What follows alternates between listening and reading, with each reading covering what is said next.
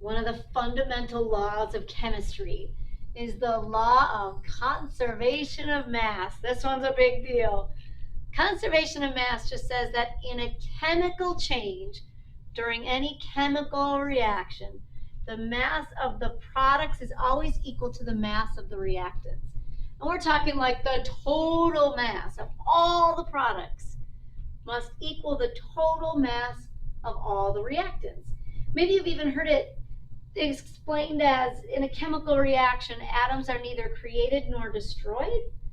That you have to take all of your existing atoms and we just like rearrange them to make new products that have different properties, but they're all present just in a different way. That we don't just poof create atoms out of nowhere, and we can't destroy atoms. Now maybe that could be true of a nuclear reaction where there's nuclear fusion and fission that do kind of create new atoms and destroy existing atoms. But that's not what we're doing here. This will be in reference to a chemical reaction. Chemical reactions just involve breaking bonds and making new bonds between atoms, but the atom itself is not changed in any way. And so that's what they're saying here too. In any chemical change, the atoms in the products are the same atoms that are in the reactants. They're just rearranged, but they all must be accounted for before and after the reaction.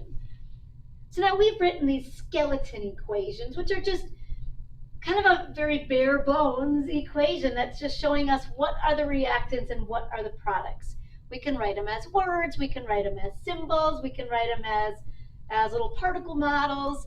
So here might be an equation for the formation of a bike, where the reactants are a frame, wheel, a handlebar, I need a pedal, and eventually I form a bike. But now when I think about balancing the equation, I have to have the same number of particles on both sides. So if a bike needs two wheels, and the final product, bike, has two wheels, well then I need to have two wheels on the reactant side. If the final bike has two pedals, then I need two pedals on the reactant side. So sometimes we have to look at our reactants and products and change the ratios so that I have the right number of particles on both sides. Eventually, we're going to call that balancing the equation.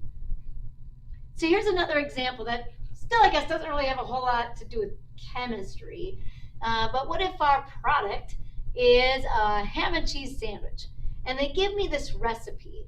And so I think about like the skeleton equation is maybe just like the list of ingredients in a recipe. So in order to make a ham and cheese sandwich, I'm going to need bread. I'm going to need ham. And I'm going to need cheese. And that should produce the final sandwich.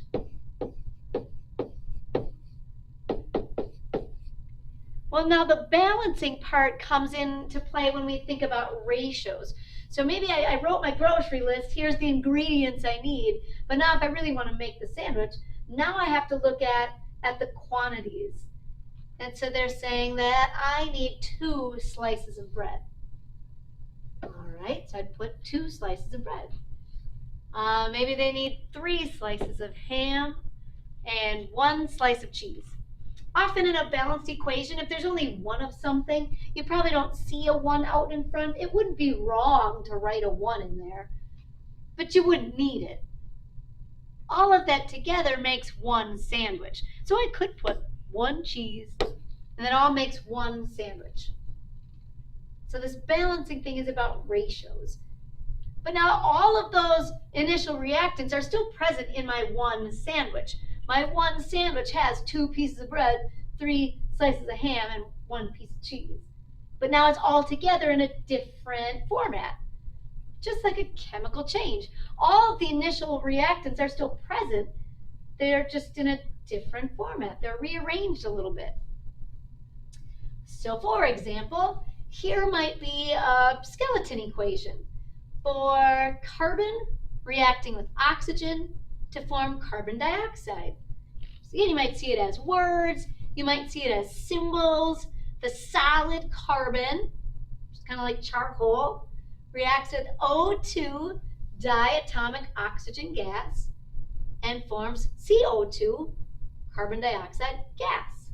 And we might write it with little particle models too, just to kind of get a visual of what's happening in this reaction. Well, sometimes you might get lucky in that your skeleton equation is balanced, and on each side of the equation I've got one atom of carbon and two atoms of oxygen. So we would say that it is balanced. Balanced just meaning that there's the same number of carbon atoms and oxygen atoms on both sides. Now we do not need to have the same number of overall like molecules or particles. I have two reactant particles and one product particle. That is A-OK. We don't have to have the same number of particles on both sides, but when I break it down by individual atoms, now I have to have the same number of atoms on both sides. Another example is the formation of water. Hydrogen reacts with oxygen to form water. Okay, so if I change my word equation to formulas or symbols, H2 is diatomic hydrogen gas, O2 is diatomic oxygen gas, liquid water is H2O. All right, that's cool. But now the problem is in trying to balance this, that if it's helpful, they've got a visual here that I've got two atoms of hydrogen and two atoms of oxygen on the reactant side. But on the product side, I've got the two hydrogen, but there's only one oxygen in a water molecule, which then makes it look as though like, well, where did the other oxygen go? Like, we can't just destroy an oxygen atom, not in a chemical change. That's where the ratios just need to be adjusted. That we have to kind of work side to side, and we can add in these coefficients. Coefficients are numbers like this 2, like this 2, that we put in front of our symbols to change the ratio. So by putting a 2 out in front, it means that you've got two individual molecules of H2. So the little 2, this little guy, that's a subscript. The subscript just tells you how many atoms are chemically bonded together in that molecule. There's two atoms of hydrogen bonded together. The big number out in front, the coefficient, just changes the ratio. How many of those little H2 molecules do you have? So if I had two of those diatomic hydrogen molecules, it would really end up being 4 individual hydrogen atoms. And so it's kind of like you distribute again, like if you see H2 and somebody puts a big 2 out in front, it's like saying, okay, yeah, there's 2 times 2. There's really 4 individual hydrogen atoms. Here they've got one molecule of O2, so that's 2 atoms of oxygen. And then if I change the ratio on the product side, if I have 2 water molecules, well, look at that. Then you've got the 4 atoms of hydrogen, and you've still got the 2 oxygen atoms. And now we would say it's balanced. So when I see this 2H2O, and I want to kind of think of it as how many atoms of hydrogen and atoms of oxygen, you would just distribute. So each water molecule has 2 hydrogen, I have 2 molecules, for a total of 4 hydrogen atoms. Each water molecule has 1 oxygen atom, but I have 2 molecules, so I've really got 2 oxygen atoms. And it's balanced. When I break it down by atom, there's the same number of hydrogen and oxygen atoms on both sides. All right, so question 7 then says that a common mistake when balancing equations is to change the subscripts instead of the coefficients. That we cannot do. And so here might be an example of somebody trying to balance this equation forming water, where they might say, well, H2 plus O2, why can't it just equal H2O2?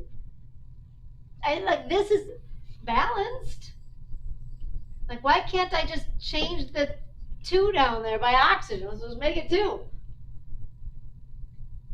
Well, changing the subscripts changes the identity of the particle.